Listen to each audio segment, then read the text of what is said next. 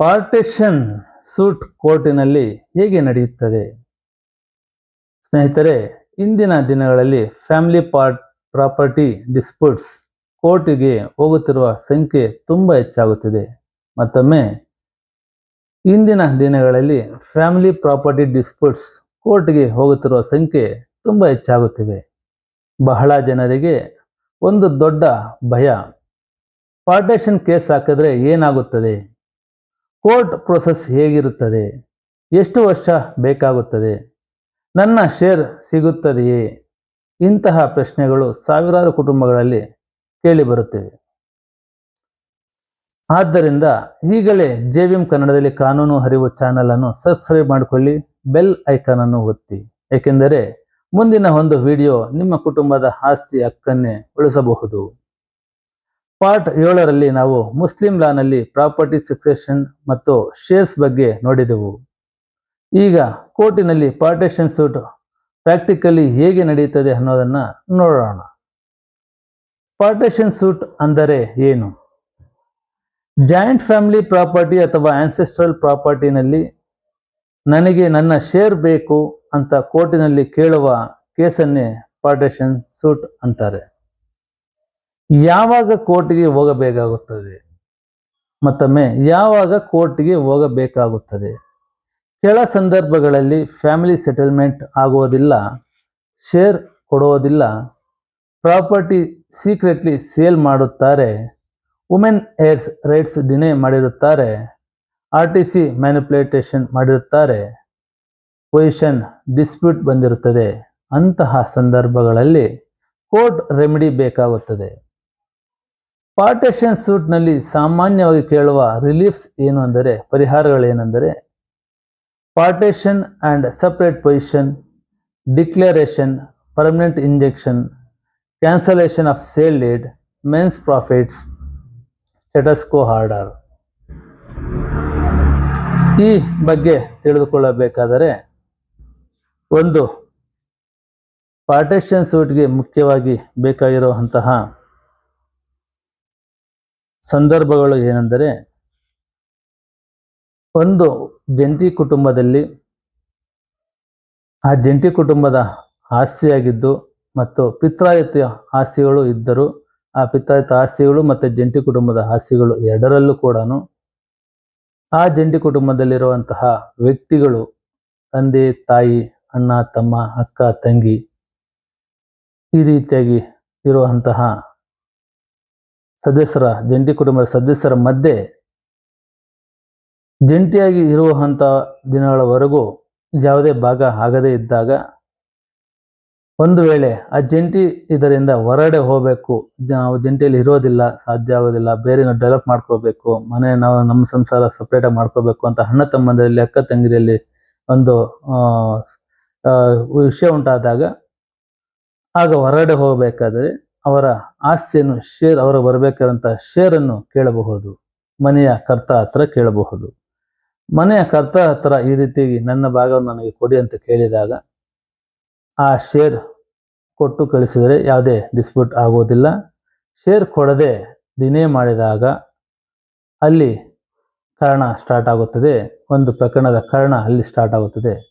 ಅಥವಾ ಒಬ್ಬ ಜಂಟಿ ಫ್ಯಾಮಿಲಿಯಲ್ಲಿ ತನ್ನ ತಾತ ಮತ್ತು ತಂದೆ ಕೂಡಿಟ್ಟ ಎಲ್ಲ ಮಾಡಿಟ್ಟ ಎಲ್ಲ ಪರ್ಚೇಸ್ ಮಾಡಿಕೊಂಡ ಇಲ್ಲ ಯಾವುದೇ ಗೌರ್ಮೆಂಟಿಂದ ಬಂದಿರುವಂತಹ ಆಸ್ತಿಗಳು ಇದ್ದು ಅವರು ಯಾವುದೇ ವಿಭಾಗ ಮಾಡದೆ ಮರಣ ಹೊಂದಿದ್ದರೆ ಅಂತಹ ಜಮೀನುಗಳು ಎಲ್ಲ ಒಟ್ಟು ಕುಟುಂಬದ ಜಂಟಿ ಕುಟುಂಬದಲ್ಲಿರುತ್ತದೆ.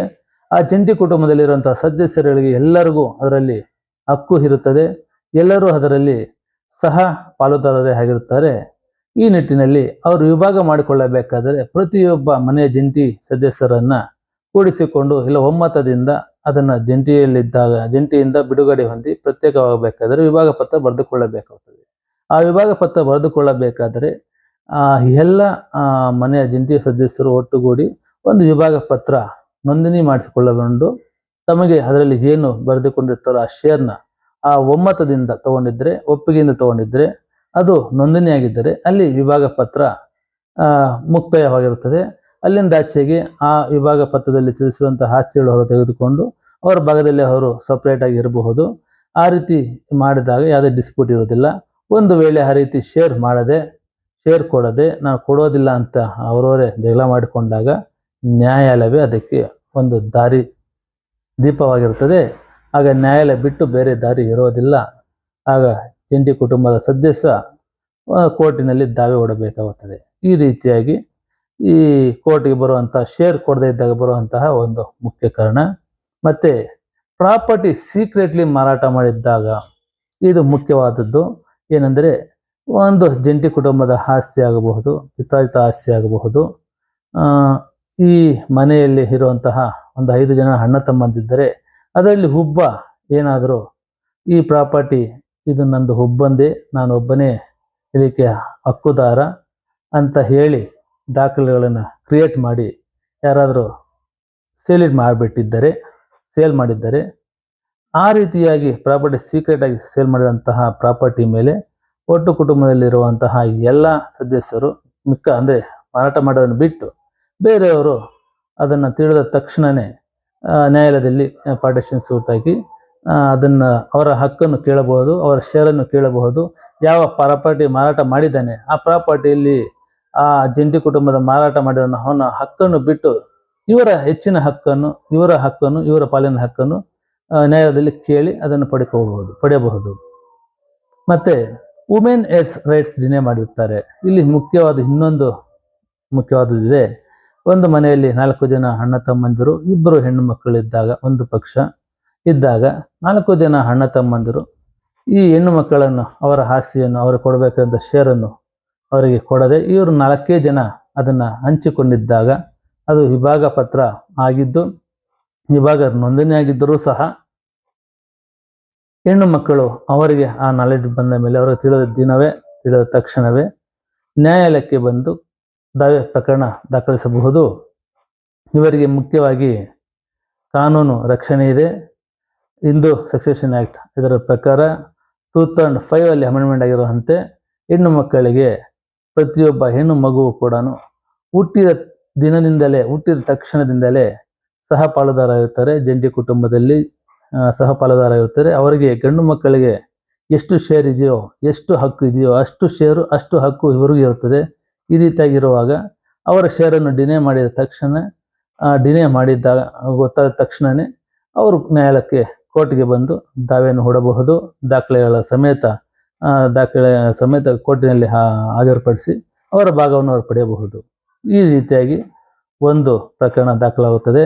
ಮತ್ತು RTC ಮ್ಯಾನಿಪುಲೇಷನ್ ಮಾಡಿರ್ತಾರೆ. ಅಂದರೆ RTCಯಲ್ಲಿ ಅವರು ಗೊತ್ತಿಲ್ಲದಂತೆ ಒಂದು ಕುಟುಂಬದಲ್ಲಿರುವಂತಹ ದಾಖಲೆ ಅವರ ತಂದೆ ತಾಯಿದೋ ಇಲ್ಲ ಅಜ್ಜಿಂದೋ ಯಾವುದೋ ಇರುತ್ತೆ. ಅವರ ಪಿತಾರ್ಜಿತ ಆಗಿರ್ಬೋದು, ಜಂಟಿ ಆಗಿರ್ಬೋದು, ಇಲ್ಲ ಸ್ವಯಾರ್ಜಿತ ಆಗಿರ್ಬೋದು.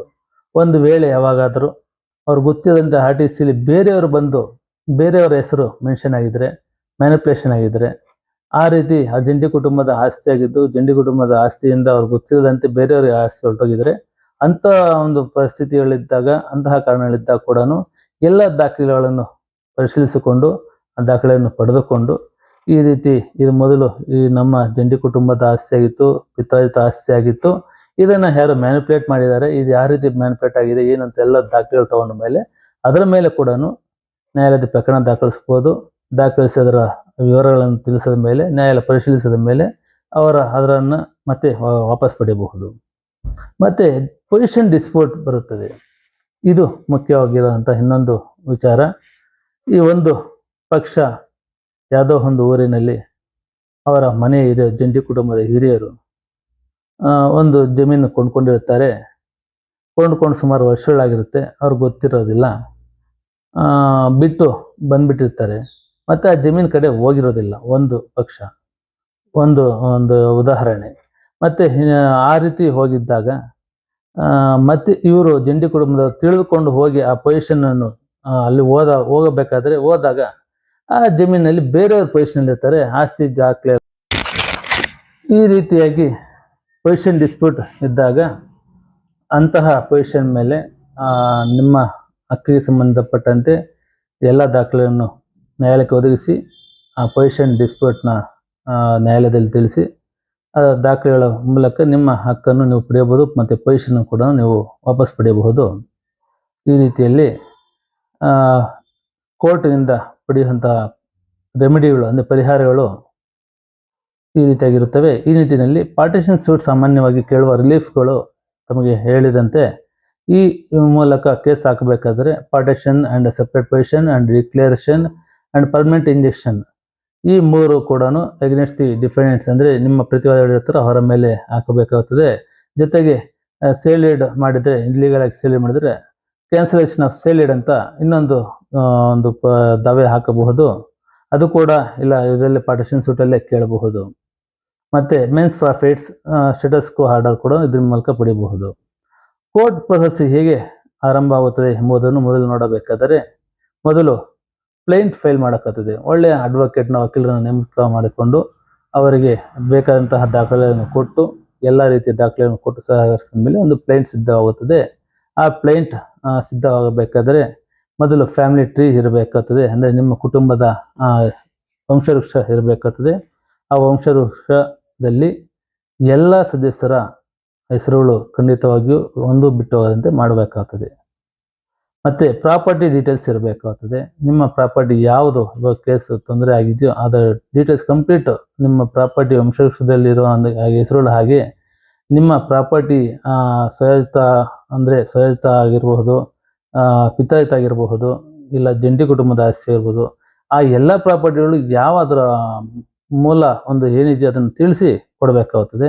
ಮತ್ತು ರಿಲೇಷನ್ಶಿಪ್ ಈ ಮಧ್ಯದಲ್ಲಿ ನಿಮ್ಮ ಜಂಟಿ ಕುಟುಂಬದ ರಿಲೇಷನ್ಶಿಪ್ ಅಂದರೆ ಫ್ಯಾಮಿಲಿ ಸದಸ್ಯರ ಮಧ್ಯೆ ರಿಲೇಷನ್ಶಿಪ್ ಏನಿದೆ ಅಂತ ಅದು ಕ್ಲಿಯರಾಗಿ ಹೇಳಬೇಕಾಗುತ್ತದೆ. ಮತ್ತು ಕಾಸ್ ಆಫ್ ಆ್ಯಕ್ಷನ್ ಯಾವಾಗ ಇದು ಕಾರಣ ಸ್ಟಾರ್ಟ್ ಆಯಿತು ಅನ್ನೋದನ್ನು ಕ್ಲಿಯರಾಗಿ ಡೇಟ್ ವೈಸ್ ದಿನಗಳ ವೈಸು ಎಲ್ಲನೂ ಹೇಳಬೇಕಾಗ್ತದೆ, ದಾಖಲೆ ವೈಸ್ ಎಲ್ಲ ಹೇಳಬೇಕಾಗ್ತದೆ. ಮತ್ತು ಎಷ್ಟು ಶೇರ್ ನಿಮ್ಮ ಕ್ಲೈಮ್ಗೆ ಇದೆ ಅಂತ ಅದನ್ನು ಕ್ಲೈಮ್ ಮಾಡಬೇಕಾಗ್ತದೆ ಅಂತ ಕ್ಲೀನಾಗಿ ತಿಳಿಸ್ಬೇಕಾಗ್ತದೆ ಒಂದು ಪ್ಲೇಂಟ್ನಲ್ಲಿ.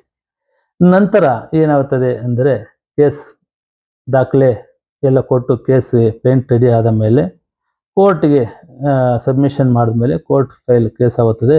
ಕೇಸ್ ಆದಮೇಲೆ ನಂಬರ್ ಅವೆಲ್ಲ ಬರ್ತದೆ. ದೆನ್ ಆಮೇಲೆ ಈ ಕೋರ್ಟ್ಗೆ ಹೋದ ಮೇಲೆ ಕೋರ್ಟಿಂದ ಡಿಫೆಂಡೆಂಟ್ಸ್ಗೆ ಸಮನ್ಸ್ ಇಶ್ಯೂ ಮಾಡ್ತದೆ. ನ್ಯಾಯಾಲಯ ನೀವು ಕೊಟ್ಟಂತಹ ದಾಖಲೆಗಳ ಮೇಲೆ, ನೀವು ಕೊಟ್ಟಂತಹ ಪ್ಲೇಂಟ್ ಕಾಪಿ ಮೇಲೆ ಕೋರ್ಟಲ್ಲಿ ಅದಕ್ಕೆ ಒಂದು ಸಂಖ್ಯೆಯನ್ನು ನೀಡಿ OS ಮುಖಾಂತರ ಮಾಡಿಕೊಂಡು ಅದಕ್ಕೆಲ್ಲ ಒಂದು ವೇಳೆ ಟಿ ಎನು ತಗೋಬಹುದು. ಮುಂಚಿತವಾಗಿ ಟಿ ಎ ಡಿಕ್ಲೇರ್ ಆದಮೇಲೆ ಟಿ ಎ ಕೊಟ್ಟ ಮೇಲೆ ಡಿಫೆಂಡೆಂಟ್ಸ್ಗೆ ಸಮನ್ಸ್ ಇಶ್ಯೂ ಮಾಡುತ್ತದೆ ನ್ಯಾಯಾಲಯ. ನಂತರ ಡಿಫೆಂಡೆಂಟ್ಸ್ ಅವೆಲ್ಲ ಕೋರ್ಟ್ ಸಮನ್ಸ್ ತೊಗೊಂಡ ಮೇಲೆ ಅವರ ಅದರಲ್ಲಿ ಪೇಂಟಲ್ಲಿ ಏನಿದೆ ಅದನ್ನೆಲ್ಲ ಕೂಲಂಕಷವಾಗಿ ನೋಡಿದ ಮೇಲೆ ಅವರು ಏನು ಹೇಳಿಕೆ ಕೊಡಬೇಕು ಅನ್ನೋದನ್ನು, ಏನು ಅಬ್ಜೆಕ್ಷನ್ ಮಾಡಬೇಕು ಅನ್ನೋದನ್ನು ತಮ್ಮ ರಿಟರ್ನ್ ಸ್ಟೇಟ್ಮೆಂಟ್ನಲ್ಲಿ ಫೈಲ್ ಮಾಡ್ತಾರೆ. ರಿಟರ್ನ್ ಸ್ಟೇಟ್ಮೆಂಟು ಮತ್ತು ಇಂಜೆಕ್ಷನ್ ಆರ್ಡರ್ ಏನಾದರೂ ಕೊಟ್ಟಿದ್ರೆ ಇಲ್ಲ ಹೈಯೇ ಹಾಕಿದರೆ ಅದರ ಮೇಲೆ ಅಬ್ಜೆಕ್ಷನ್ನು, ಇದರ ಮೇಲೆ ಅಬ್ಜೆಕ್ಷನ್ ಕೂಡ ಫೈಲ್ ಮಾಡ್ತಾರೆ. ಅವರು ಸಾಮಾನ್ಯವಾಗಿ ಹೇಳುವುದು ಪಾರ್ಟೇಷನ್ ಆಗಿದೆ, ಈ ಪ್ರಾಪರ್ಟಿ ಸೆಲ್ಫ್ ಅಕ್ವೈರ್ಡ್ ಆಗಿದೆ, ಲಿಮಿಟೇಷನ್ ಬಾರ್ ಇದೆ, ಪ್ಲೇಂಟಿಫ್ಗೆ ಶೇರ್ ಇಲ್ಲ. ಸಾಮಾನ್ಯವಾಗಿ ಪಾರ್ಟೇಷನ್ ಒಂದು ಪ್ರಕರಣಗಳಲ್ಲಿ ರಿಟರ್ನ್ ಸ್ಟೇಟ್ಮೆಂಟಲ್ಲಿ ಪ್ರತಿವಾದಿಗಳು ಮುಖ್ಯವಾಗಿ ಹೇಳುವಂಥದ್ದು ಈ 4 ಪಾರ್ಟೇಷನ್ ಆಗೋಗಿದೆ, ಮೊದಲೇ ಆಗೋಗ್ಬಿಟ್ಟಿದೆ, ನಾವು ಕೋರ್ಟ್ ಬಿಟ್ಟಿದ್ದೀರಿ, ನಮ್ದೇನೂ ಇಲ್ಲ, ಆ ಭಾಗ ತೊಗೊಂಡು ಹೊರಗಡೆ ಹೋಗಿರೋರು ಮತ್ತೆ ಸುಮ್ಮನೆ ನಮ್ಮ ಮೇಲೆ ಕೇಸ್ ಹಾಕಿದ್ದಾರೆ, ಇವ್ರಿಗೆ ಯಾವುದೇ ಭಾಗ ಬರೋ ಆಗಿಲ್ಲ, ಈ ಆಲ್ರೆಡಿ ನಮಗೆ ರಿಲಿಂಕ್ವೇಜ್ ಡೀಡ್ ಬರ್ಕೊಟ್ಬಿಟ್ಟಿದ್ದಾರೆ, ಪ್ರತಿದಿನ ಅವ್ರಿಗೇನು ಪ್ರಾಪರ್ಟಿ ಬೇಕೋ ಅದೆಲ್ಲ ತೊಗೊಂಡು ನಮ್ಮ ಜಂಟಿ ಫ್ಯಾಮಿಲಿಯಿಂದ ಹೊರಗಡೆ ಬಂದುಬಿಟ್ಟಿದ್ದಾರೆ, ಅದಕ್ಕೆ ಬೇಕಾದಂಥ ದಾಖಲೆ ನಮ್ಮ ಹತ್ರ ಇದೆ, ಬರ್ಕೊಟ್ಟಿದೆ ಅಂತ ಅದೇನಿದೆಯೋ ಅಕಸ್ಮಾತ್ ಇದೆಯೋ ಇಲ್ವೋ ಅದನ್ನು ಅವರು ಕ್ಲಾರಿಫೈ ಮಾಡಿಕೊಂಡು ಹೇಳಬೇಕಾಗುತ್ತೆ. ಅದನ್ನು ಸ್ಟೇಟ್ಮೆಂಟಲ್ಲಿ ಹೇಳಿರ್ತಾರೆ. ಮತ್ತು ಪಾರ್ಟೇಷನ್ ಆಗಿದೆ ಅನ್ನೋದಕ್ಕೆ ಇಷ್ಟು ಬರುತ್ತೆ. ಮತ್ತು ಈ ಪ್ರಾಪರ್ಟಿ ಸೆಲ್ಫ್ ಅಕ್ವೈರ್ಡ್ ಅನ್ನೋದಕ್ಕೆ ಇನ್ನೊಂದು ಸ್ಟೆಪ್ಸ್ ತೊಗೊಂಡಿರ್ತಾರೆ. ಈ ಪ್ರಾಪರ್ಟಿ ನಮ್ಮ ತಾತ ಅದಲ್ಲ, ನಮ್ಮ ಅಜ್ಜ ಅದಲ್ಲ, ನಮ್ಮ ಅಪ್ಪ ಮಾತ್ರ ಇದು, ಅವರು ಸೆಲ್ಫ್ ಅಕ್ವೈರ್ಡ್ ಮಾಡ್ಕೊಂಡಂಥದ್ದು ಒಂದು. ಇಲ್ವೇ ನಾವು ಪರ್ಚೇಸ್ ಮಾಡ್ಕೊಂಡಿರೋದು, ನಮ್ಮ ತಾತ ಅದು ಅಲ್ಲ, ನಮ್ಮ ತಂದೆದು ಅಲ್ಲ, ನಾನು ತೊಗೊಂಡಿರೋದು ಅಂತ ವಾದ ಮಾಡಬಹುದು. ಪ್ರತಿವಾದ ಪತ್ರದಲ್ಲಿ ಅದನ್ನು ತಿಳಿಸಬಹುದು. ಈ ಕಾರಣದಿಂದ ಅವ್ರ ಜಂಟಿ ಕುಟುಂಬದ ಆಸ್ತಿ ಅಲ್ಲ, ಇದು ಪಿತ್ತಾಯಿತ ಆಸ್ತಿ ಅಲ್ಲ, ಅದರಿಂದ ಇದು ಕೇಸ್ ಹಾಕೋದಕ್ಕೆ ಬರೋದಿಲ್ಲ ಅಂತ ಕೇಳಬಹುದು. ಮತ್ತು ಇನ್ನೊಂದು ಏನಪ್ಪ ಅಂತ ಹೇಳಿದ್ರೆ ಲಿಮಿಟೇಷನ್ ಬಾರ್ ಇದೆ. ಸುಮಾರು ವರ್ಷಗಳ ನಂತರ ಒಂದು ಲಿಮಿಟೇಷನ್ ಏನಿದೆ ಅಂತ ಹೇಳಿದ್ರೆ ಒಂದು ಸೇಲಿಡ್ಗೆ 12 ವರ್ಷ ಇರುತ್ತೆ, ಒಂದು ಯಾವುದೇ ಒಂದು ಸೇಲಿಡ್ ಆದಮೇಲೆ 3 ವರ್ಷ ಒಂದು 12 ವರ್ಷದ ಒಳಗೆ ಅದನ್ನು ಕ್ವಶನ್ ಮಾಡಬೇಕಾಗುತ್ತದೆ. ಮತ್ತು ಲಿಮಿಟೇಷನ್ 12 ವರ್ಷನೂ ಇರುತ್ತೆ. 12 ವರ್ಷದ ಮೇಲೆ ಕೇಳೋಕ್ಕೆ ಬರಲ್ಲ ಅಂತ ಅವರು ವಾದ ಮಾಡ್ತಾರೆ. ಇಲ್ಲ ವಿಭಾಗ ಕೇಳೋಕ್ಕೂ ಬರಲ್ಲ ಅಂತ ವಾದ ಮಾಡಬಹುದು. ಈ ರೀತಿಯಾಗಿ ಲಿಮಿಟೇಷನ್ ಮೇಲೆ ಕೂಡ ಅವರು ಪ್ರತಿವಾದ ಪತ್ರ ಮಂಡನೆ ಮಾಡಬಹುದು.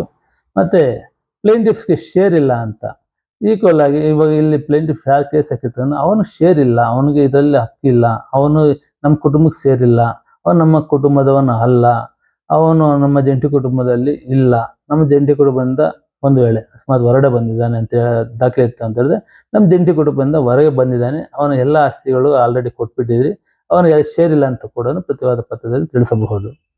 ಮತ್ತೆ ಇಶ್ಯೂ ಫ್ರೇಮಿಂಗ್ ಮಾಡುವಂಥದ್ದು, ಕೋರ್ಟ್ ನಂತರ ಇಶ್ಯೂಸ್ ಫ್ರೇಮ್ ಮಾಡುತ್ತದೆ. ಈ ಎಲ್ಲ ಒಂದು ಪ್ರೊಸೀಡಿಂಗ್ಸ್ ನಡೆದ ಮೇಲೆ ನ್ಯಾಯಾಲಯ ಇಶ್ಯೂಸ್ ಫ್ರೇಮ್ ಮಾಡುತ್ತೆ. ಅಂದರೆ ಮೊದಲು ವಾದಿ ಕೇಸ್ ಫೈಲ್ ಮಾಡ್ತಾನೆ, ಪ್ಲೇಂಟ್ ಅದರಲ್ಲಿ ಎಲ್ಲ ತಿಳಿಸಿ ಕೇಸ್ ಹಾಕ್ತಾನೆ. ನಂತರ ಪ್ರತಿವಾದಿ ರಿಟರ್ನ್ ಸ್ಟೇಟ್ಮೆಂಟು ಮತ್ತು ಅಬ್ಜೆಕ್ಷನ್ ಹಾಕಿ ಅದರಲ್ಲೆಲ್ಲ ಏನೇನಿದೆಯೋ ಅವರೆಲ್ಲ ದಾಖಲೆಗಳ ಪ್ರಕಾರ ಅವರ ವಾದ ಮಂಡನೆ ಮಾಡಿರ್ತಾರೆ, ತಿಳಿಸಿರ್ತಾರೆ.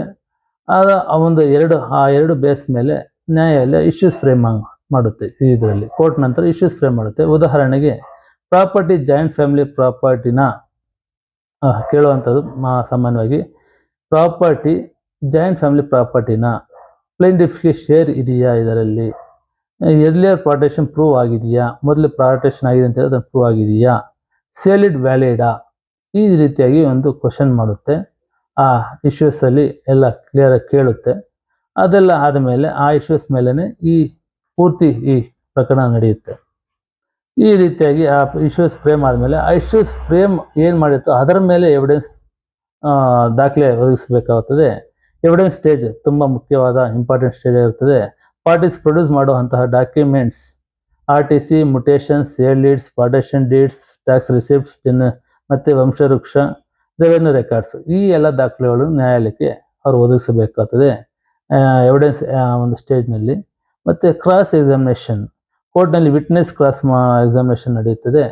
ಈ ಎಲ್ಲ ಭಾಗಗಳು ಮುಗಿದ ಮೇಲೆ ಎವಿಡೆನ್ಸ್ ದಾಖಲೆಗಳು ಕೊಟ್ಟ ಮೇಲೆ ಏನು ಇರುತ್ತೋ ಅವಾಗ ಅದಾದ ಮೇಲೆ ಕ್ರಾಸ್ ಎಕ್ಸಾಮಿನೇಷನ್ ನಡೆಯುತ್ತದೆ. ಅಲ್ಲಿಯೇ ಬಹಳ ಇಂಪಾರ್ಟೆಂಟ್ ಅಡ್ಮಿಷನ್ಸ್ ಇರುತ್ತದೆ.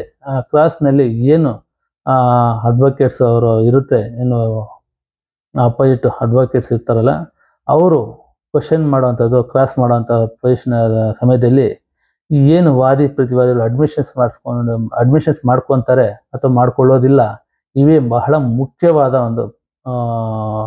ಒಂದು ವಿಧಾನವಾಗಿರುತ್ತದೆ. ಅವರ ಕೇಸುಗಳ ಬಗ್ಗೆ ಏನು ಗೆಲ್ಲುವಂಥದ್ದು ಸೋಲುವಂಥದ್ದು ಎಲ್ಲನೂ ಇಲ್ಲೇ ಡಿಪೆಂಡ್ ಆಗುತ್ತೆ. ಅದು ಒಂದು ಪಾಠ ಆಗಿರುತ್ತೆ ನ್ಯಾಯದ ಒಂದು ತೀರ್ಮಾನದಲ್ಲಿ. ಈ ರೀತಿಯಾಗಿ ಮತ್ತೆ ಪ್ರಿಲಿಮಿನರಿ ಡಿಗ್ರಿ ಅಂದರೆ ಏನು ಅಂತ ತಿಳ್ಕೊಬೇಕಾಗ್ತದೆ. ಈ ರೀತಿಯಲ್ಲಿ ಎಲ್ಲ ಆದಮೇಲೆ ಎವಿಡೆನ್ಸ್ ಆದಮೇಲೆ ಕ್ರಾಸ್ ಎಕ್ಸಾಮಿನೇಷನ್ ಆದಮೇಲೆ ಕೋರ್ಟ್ ಮೊದಲು ಯಾರಿಗೆ ಎಷ್ಟು ಶೇರ್ ಅನ್ನೋದನ್ನು ಡಿಸೈಡ್ ಮಾಡುತ್ತದೆ. ಇದನ್ನೇ ಪ್ರಿಲಿಮಿನರಿ ಡಿಗ್ರಿ ಅಂತಾರೆ. ಇವೆಲ್ಲ ಮುಗಿದ ಮೇಲೆ ಆರ್ಗ್ಯುಮೆಂಟ್ ಆಗುತ್ತದೆ, ವಾದ ಪ್ರತಿವಾದಗಳು ಮುಗಿಯುತ್ತವೆ, ರಿಟರ್ನ್ ಆರ್ಗ್ಯುಮೆಂಟ್ ಎಲ್ಲ ಆಗುತ್ತೆ. ಇವೆಲ್ಲ ಆದ ಮೇಲೆ ನ್ಯಾಯಾಲಯದ ನ್ಯಾಯಮೂರ್ತಿಗಳು ಹೇಳ್ತಾರೆ, ಅವರು ಇವೆಲ್ಲ ಒಂದು ದಾಖಲೆಗಳನ್ನ, ಎವಿಡೆನ್ಸ್ನ, ಡಿಪೋಸಿಷನ್ನ ಇವೆಲ್ಲವನ್ನು ಗಮನಿಸಿ ಎಲ್ಲವನ್ನು ರೀಡ್ ಮಾಡಿ ಎಲ್ಲಿ ಯಾವುದು ತೊಂದರೆ ಆಗಿದೆ, ಯಾರಿಗೆ ಹೋಗಬೇಕು, ಯಾರಿಗೆ ಬಿಡಬೇಕು, ಯಾರು ಭಾಗ ಆಗಿದೆ, ಯಾರಿಗೆ ಭಾಗಿಲ್ಲ ಅನ್ನೋದನ್ನು ತೀರ್ಮಾನ ಮಾಡಿ ಒಂದು ಪ್ರಿಲಿಮಿನರಿ ಡಿಗ್ರಿ ಮಾಡ್ತಾರೆ. ಅದನ್ನು ಡಿಗ್ರಿ ಅಂತಾರೆ.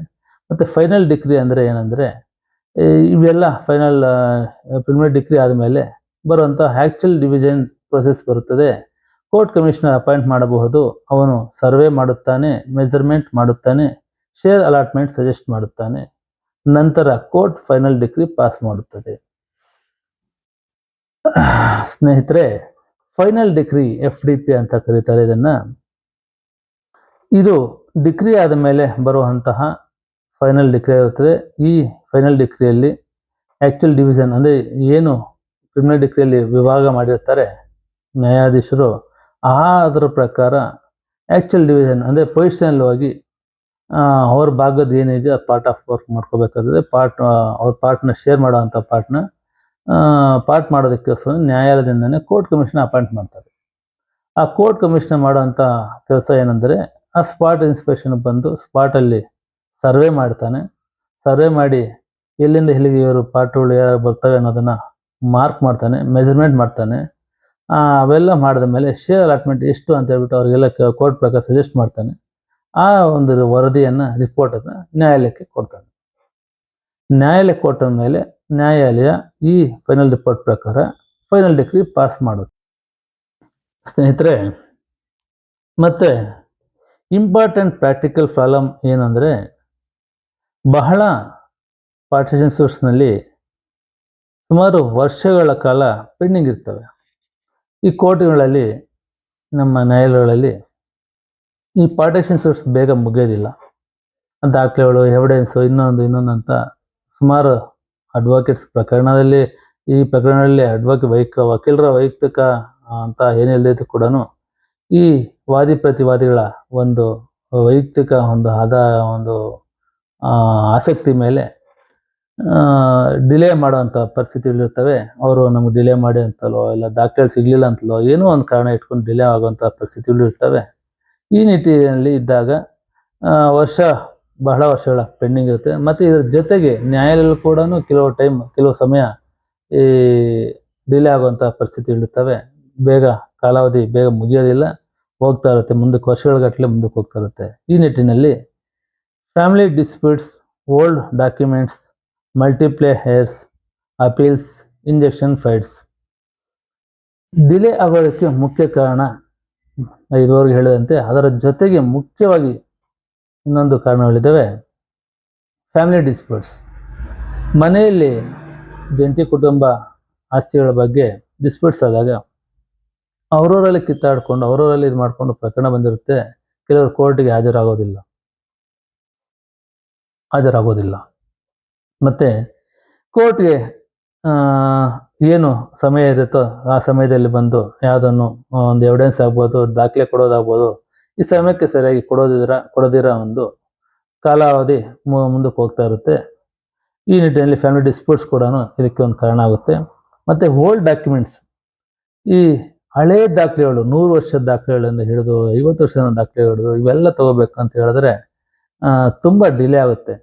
ಯಾಕಂತ ಹೇಳಿದ್ರೆ ಈ ರೆವೆನ್ಯೂ ಕಚೇರಿಗಳಲ್ಲಿ ಈ ಹಳೆ ದಾಖಲೆ ಹುಡುಕೊಡ್ಬೇಕು ಅಂತ ಹೇಳಿದ್ರೆ ಸಮಯಾವಧಿ 2 ತಿಂಗಳು 3 ತಿಂಗಳು ತಗೊತಾರೆ. ಕೆಲವೊಮ್ಮೆ ವರ್ಷಗಳಗಟ್ಟಲೆ ಆಗುತ್ತೆ. ಕೆಲವೊಮ್ಮೆ ಅದು ಅಷ್ಟು ವರ್ಷ ಹುಡುಕಿದ್ರು ಸಿಗೋದಿಲ್ಲ ಅಂತ ಹೇಳ್ಬಿಟ್ಟು ಲಾಸ್ಟ್ಗೆ ಇನ್ವೆಸ್ಟ್ಮೆಂಟು ಕೂಡ ಕೊಡ್ತಾರೆ. ಈ ರೀತಿಯಾಗಿ ತುಂಬ ಲೇಟ್ ಪ್ರೊಸೆಸ್ ಆಗಿರುವಂತಹ ಒಂದು ದಾಖಲೆಗಳ ವಿಚಾರ ಬಂದಾಗ ಡಿಲೇ ಆಗುತ್ತೆ. ಆ ಸಮಯಕ್ಕೆ ಏನು ಅವರು ದಾಖಲೆ ಕೊಡದೇ ಇದ್ದಾಗ ಕೋರ್ಟ್ನಲ್ಲಿ ಈ ಪಾರ್ಟಿಷನ್ ಸೂಟ್ಗಳು ಮುಂದಕ್ಕೆ ಹೋಗ್ತಾನೆ ಇರುತ್ತೆ. ಕಾಲಾವಧಿ ಎಷ್ಟು ದಿನ ಹೋಗುತ್ತೆ ಅಂತ ಗೊತ್ತಾಗಲ್ಲ, ವರ್ಷಗಳಗಟ್ಟಲೆ ಹೋಗ್ತದೆ. ಮತ್ತು ಮಲ್ಟಿಪ್ಲೇ ಹೇರ್ಸ್ ಅಂದರೆ ಈ ವಂಶಾವಳಿಯಲ್ಲಿ ತಿಳಿಸಿರುವಂತಹ ವಂಶಸ್ಥರು ಮತ್ತು ಅವರ ಮಕ್ಕಳು ಅಂತ ವಂಶಸ್ಥರೆಲ್ಲ ಜಾಸ್ತಿ ಇರುವಾಗ ಅವ್ರನ್ನೆಲ್ಲ ಎವಿಡೆನ್ಸ್ ಮಾಡಬೇಕು, ಅವ್ರನ್ನೆಲ್ಲ ಕ್ರಾಸ್ ಮಾಡಬೇಕು, ಅವ್ರನ್ನೆಲ್ಲ ಒಂದು ಇದು ತೊಗೋಬೇಕು ಅಂತಾಗ ತುಂಬ ಲಾಂಗ್ ಪ್ರೊಸೆಸ್ ಆಗುತ್ತೆ. ಎವಿಡೆನ್ಸ್ ತುಂಬ ಲಾಂಗ್ ಟೈಮ್ ಎಳೆಯುತ್ತೆ. ಮತ್ತು ಆರ್ಗ್ಯುಮೆಂಟ್ ಕೂಡ ಲಾಂಗ್ ಟೈಮ್ ಎಳೆಯುತ್ತೆ. ಅದು ತಗ್ಗಟ್ಟಾಗಿ ಎಲ್ಲ ದಾಖಲೆಗಳು ತೊಗೋಬೇಕಾದ್ರೆ ಅದು ಲಾಂಗ್ ಟೈಮ್ ಎಳೆಯುತ್ತೆ. ಈ ರೀತಿಯಾಗಿ ಪೆಂಡಿಂಗ್ ಜಾಸ್ತಿ ಆಗುತ್ತದೆ. ಮತ್ತು ಇದೆಲ್ಲ ಆದಮೇಲೆ, ಇಷ್ಟೆಲ್ಲ ವರ್ಷಗಳಾದಮೇಲೆ, ಇಷ್ಟೆಲ್ಲ ಇದು ಮಾಡಿದ್ಮೇಲೆ ಜಜ್ಮೆಂಟ್ ಆಗುತ್ತೆ, ಪ್ರಿಲಿಮಿನರಿ ಡಿಕ್ರಿ ಆಗುತ್ತೆ. ಪ್ರಿಲಿಮಿನರಿ ಡಿಕ್ರಿ ಆಗಿದ ತಕ್ಷಣ ಅದರ ಮೇಲೆ ಅಪೀಲ್ ಹೋಗುವಂಥ ಸಾಧ್ಯತೆಗಳು ಜಾಸ್ತಿ ಇರುತ್ತೆ. ಅಪೀಲ್ ಹೋದಾಗ ಅಪೀಲ್ ಇಷ್ಟು ವರ್ಷಗಳು ನಡೆಯುತ್ತೆ ಅನ್ನೋದನ್ನು ಹೇಳೋದು ಕಾಲ, ಅದು ಕೂಡ ಕಾಲಾವಧಿ ಮುಂದಕ್ಕೆ ಹೋಗ್ತಾನೆ ಇರುತ್ತೆ. ಇದ್ರ ಜೊತೆಗೆ ಇಂಜೆಕ್ಷನ್ ಫೈಟ್ಸ್, ಪ್ರತಿಬಂಧಕಗಳು ಮತ್ತು ಇಂಜೆಕ್ಷನ್ ಆರ್ಡರ್ಗಳು ತೊಗೊಳ್ಳೋಂಥದ್ದು, ಅದರ ಮೇಲೆ ಮುಖ್ಯವಾಗಿ ಹೋಗುವಂಥದ್ದು ಇವೆಲ್ಲ ನಡೆಯುತ್ತವೆ. ಇವೆಲ್ಲ ಕಾಲಾವಧಿ ಮುಂದಕ್ಕೆ ಹೋಗುವಂಥದ್ದು, ಕಾಲಾವಧಿ ಗೊತ್ತಾಗೋದೇ ಇಲ್ಲ, ವರ್ಷಗಳಗಟ್ಟಲೆ ಹೊರಟಾಗಿರುತ್ತೆ.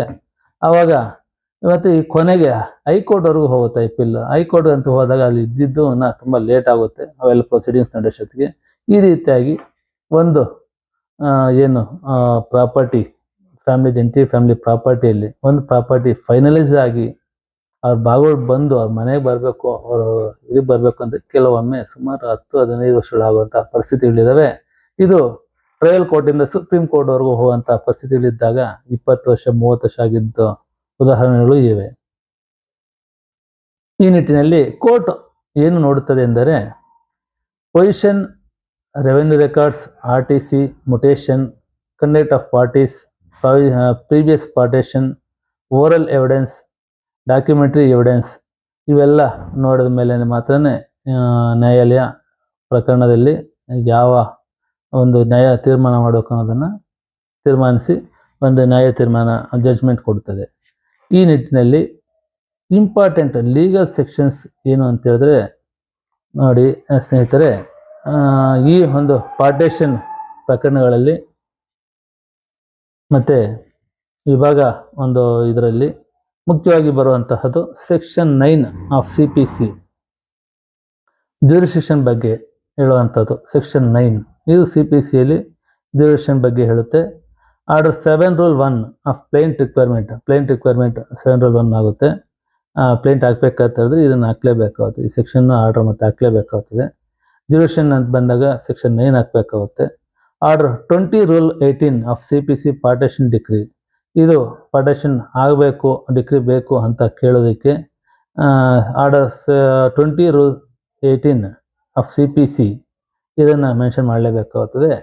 ಮತ್ತು ಆರ್ಡರ್ 26 ರೂಲ್ 9 ಇದು 26 rule 9 of CPC court commission appoint ಮಾಡೋದಕ್ಕೆ, ಅಂದರೆ ಆಫ್ಟರ್ ದಿ ಪ್ರಿಲಿಮಿನರಿ ಡಿಕ್ರಿ ನೀವು FTPಗೆ ಅಂತ ಹೋದಾಗ ಒಂದು ಅಪ್ಲಿಕೇಶನ್ ಹಾಕೋಬೇಕಾದ್ರೆ ಆ ಅಪ್ಲಿಕೇಶನ್ ಪ್ರಕಾರ 26 ರೂಲ್ 9 ಕೋರ್ಟ್ ಕಮಿಷನರ್ ಅಪಾಯಿಂಟ್ ಮಾಡಿ ನಿಮ್ಗೇನು ಪ್ರಿಲಿಮಿನರಿ ಡಿಕ್ರಿಯಲ್ಲಿ ಡಿಕ್ರಿ ಆಗಿದೆಯೋ ಅದರ ಪ್ರಕಾರ ಆಸ್ತಿ ವಿಭಾಗ ಮಾಡ್ಕೊಳ್ಳೋದಕ್ಕೆ, ಆಸ್ತಿ ಇನ್ನು ಫಿಸಿಕಲ್ ಆಗಿ ನಿಮಗೆ ಕೊಡಬೇಕು ಅಂತಂದರೆ ಇದು ತುಂಬ ಮುಖ್ಯವಾದಂತಹದ್ದು ಅಪ್ಲಿಕೇಶನು. ಇದನ್ನು ಹಾಕೊಂಡ್ರೆ ಮಾತ್ರನೇ ಅವರು ಸ್ಪಾಟ್ಗೆ ಕಮಿಷನರ್ ಅಪಾಯಿಂಟ್ ಮಾಡಿ ನ್ಯಾಯಾಲಯ ಸ್ಪಾಟ್ಗೆ ಕಳಿಸುತ್ತೆ.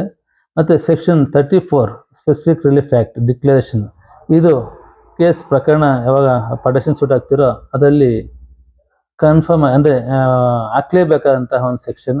ನಿಮ್ಮ ಪಾಲು ಏನಿದೆ ಅದನ್ನು ಡಿಕ್ಲೇರೇಷನ್ ಮಾಡ್ಕೊಳೋದಕ್ಕೆ ಸೆಕ್ಷನ್ 34 ಹಾಕ್ಲೇಬೇಕಾಗ್ತದೆ. ಮತ್ತು ಸೆಕ್ಷನ್ 38 ಸ್ಪೆಸಿಫಿಕ್ ರಿಲೀಫ್ ಆ್ಯಕ್ಟ್ ಅಂತ ಹೇಳಿದ್ರೆ ಸ್ಪೆಸಿಫಿಕ್ ರಿಲೀಫ್ ಆ್ಯಕ್ಟ್ ಸೆಕ್ಷನ್ 38 ಇದರಲ್ಲಿ ನಿಮಗೆ ಸ್ಪೆಸಿಫಿಕ್ ಆಗಿ ಯಾವ ಪ್ರಾಪರ್ಟಿ ಮೇಲೆ, ಯಾವ ತೊಂದರೆ ಮೇಲೆ, ಯಾವ ಸೇಲ್ಡ್ ಮೇಲೆ, ಯಾವ ಒಂದು ಅಗ್ರಿಮೆಂಟ್ ಮೇಲೆ ಏನಂತ ಇದೆಯೋ ಅವೆಲ್ಲ ನಿಮ್ಮ ಆಸ್ತಿಗೆ ಸಂಬಂಧಪಟ್ಟಂಗೆ ಪದಾರ್ಥ ಆಗಿರ್ಬೋದು, ಜಂಟಿ ಕುಟುಂಬದ ಆಸ್ತಿ ಆಗಿರ್ಬೋದು, ಆಗಿರೋಂಥ ಆಸ್ತಿ ಇವೆಲ್ಲ ಅದರ ಮೇಲೆ ಹಾಕಬೇಕು ಅಂತ ಹೇಳಿದ್ರೆ ಅವುಗಳ ಮೇಲೆ ಪರ್ಮನೆಂಟ್ ಇಂಜೆಕ್ಷನ್ ಬೇಕಾಗುತ್ತದೆ. ನಿಮಗೆ ಪರ್ಮನೆಂಟ್ ಇಂಜೆಕ್ಷನ್ ಬೇಕು ಅಂತ ಹೇಳಿದಾಗ ಸ್ಪೆಸಿಫಿಕ್ ಆಗಿ ಇಂಥ ಪ್ರಾಪರ್ಟಿ, ಇಂಥ ಅಗ್ರಿಮೆಂಟ್, ಇಂಥ ಸೇಲ್ಡ್ ಮೇಲೆ ಅಂತೇಳಿ ಸ್ಪೆಸಿಫಿಕ್ ಇಂಜೆಕ್ಷನ್ ತೊಗೋಬೇಕಂದ್ರೆ ಪರ್ಮನೆಂಟ್ ಇಂಜೆಕ್ಷನ್ ತೊಗೋಬೇಕು ಅಂತ ಸೇರಿಸ್ಬೇಕಾಗ್ತದೆ. ಮತ್ತು ಆರ್ಡರ್ 39 ರೂಲ್ 2 ಟೆಂಪರರಿ ಇಂಜೆಕ್ಷನ್, ಇದು ಮುಖ್ಯವಾದದ್ದು ಎಲ್ಲ ಪ್ರಕರಣಗಳಲ್ಲಿಯೂ. ಇದು ತುಂಬ ಮುಖ್ಯವಾದಂತಹ ಮೊದಲ ಇದು. ಪ್ಲೇಂಟ್ ಜೊತೆಗೆ ಕಂಪಲ್ಸರಿ ಈ ಐಎನ ಹಾಕ್ತಾರೆ. ಯಾಕೆಂತ ಹೇಳಿದ್ರೆ ಯಾವ ಒಂದು ನಿಮಗೆ ಸ್ಪೆಸಿಫಿಕ್ ಏನು ಅರ್ಜೆನ್ಸಿ ಇರುತ್ತೆ, ಟೆಂಪರರಿ ಇಂಜೆಕ್ಷನ್ ಯಾವುದರ ಮೇಲೆ ಅರ್ಜೆನ್ಸಿ ಇರುತ್ತೋ ಅದರ ಮೇಲೆ ಕೇಳೋದಕ್ಕೆ ನ್ಯಾಯಾಲಯ ಕೊಟ್ಟಿರೋಂತಹ ಒಂದು ರಾಮಬಾಣ ಅಂತಲೇ ಹೇಳಬೇಕು. ಇದನ್ನು ಕರೆಕ್ಟಾಗಿ ಅಪ್ಲೈ ಮಾಡಿದಾಗ ಟೆಂಪರರಿ ಇಂಜೆಕ್ಷನ್ ಸಿಗುತ್ತೆ.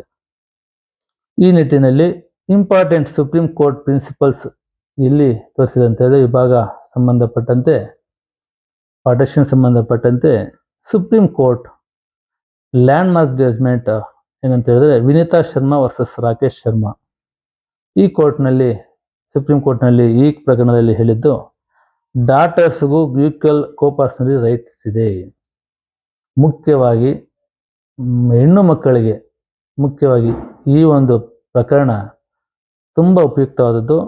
ಈ ಪ್ರಕರಣದಲ್ಲಿ ಹೇಳಿರುವಂಥದ್ದು ಹೆಣ್ಣು ಮಕ್ಕಳಿಗೂ ಸಹ ಗಂಡು ಮಕ್ಕಳಿಗಿರುವಷ್ಟೇ ಈಕ್ವಲ್ ಕೋಪರ್ಸನರಿ ರೈಟ್ಸ್ ಇದೆ ಅಂತ ತೀರ್ಮಾನ ಮಾಡಿ ಈ ಜಡ್ಜ್ಮೆಂಟ್ ಮಾಡಿದೆ. ಮತ್ತು ಲೀಗಲ್ ರೆಮಿಡೀಸ್ ಏನಂದರೆ ಇದರಲ್ಲಿ ಒಬ್ಬ ಕೋಪರ್ಸನರ್ ಅಥವಾ ಏರ್ ಮಾಡಬಹುದಾದಂತಹ ಕ್ರಮಗಳು ಏನೆಂದರೆ ಪಾರ್ಟಿಷನ್ ಸೂಟ್ ಫೈಲ್ ಮಾಡಬಹುದು, ಸಪರೇಟ್ ಪೊಸಿಷನ್ ಕೇಳಬಹುದು, ಇಂಜೆಕ್ಷನ್ ಆರ್ಡರ್ ಪಡೆಯಬಹುದು, ಸೇಲ್ ಡೀಡ್ ಚಾಲೆಂಜ್ ಮಾಡಬಹುದು, ರೆವೆನ್ಯೂ ಎಂಟ್ರೀಸ್ ಚಾಲೆಂಜ್ ಮಾಡಬಹುದು, ಕೋರ್ಟ್ ಕಮಿಷನರ್ ಕೇಳಬಹುದು, ಮೆಷನ್ಸ್ ಆಫ್ ಪ್ರಾಫಿಟ್ ಕೇಳಬಹುದು. ಸ್ನೇಹಿತರೆ, ಕಾನೂನು ಅಂದರೆ ಕೊನೆಯ ಕಾನೂನು ಸತ್ಯ ಏನೆಂದರೆ ಪಾರ್ಟಿಷನ್ ಕೇಸ್ ಅಂದರೆ ಕೇವಲ ಪ್ರಾಪರ್ಟಿ ಫೈಟ್ ಅಲ್ಲ, ಅದು family relationship, legal rights, future generations, women rights, children rights ಎಲ್ಲದಕ್ಕೂ ಸಂಬಂಧಪಟ್ಟಿದೆ.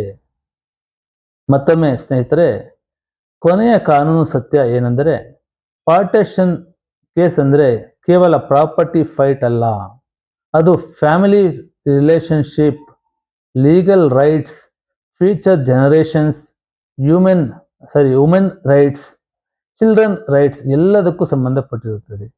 ಆದ್ದರಿಂದ proper legal documents, proper evidence, proper legal guidance ತುಂಬ ತುಂಬ ಮುಖ್ಯವಾದಂತಹದ್ದು. ಸ್ನೇಹಿತರೆ, ಮುಂದಿನ ಪಾರ್ಟ್ 9ರಲ್ಲಿ ಇನ್ನೂ ಪವರ್ಫುಲ್ ಲೀಗಲ್ ಟ್ರೂತ್ ನೋಡೋಣ.